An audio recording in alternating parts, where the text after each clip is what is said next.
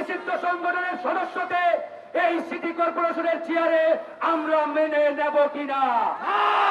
যদি আমরা মেনে না নেই, আজকে থেকে সিদ্ধান্ত নিতে হবে এই এজাজকে এই সিটি কর্পোরেশন ভবনে আমরা প্রবেশ করতে দেব না।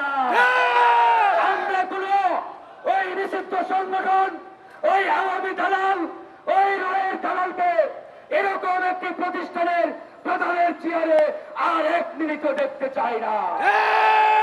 ইতিমধ্যে খবর বেরিয়েছে ওই স্থানীয় সরকার উপদেষ্টা আসিফ মাহমুদের সাথে মোটা একটা অঙ্কের, অনেকেই বলে 80 কোটি, কেউ বলে 100 কোটি টাকার বিনিময়ে এজাজকে এই সিটি কর্পোরেশনের প্রশাসক বানানো হয়েছে।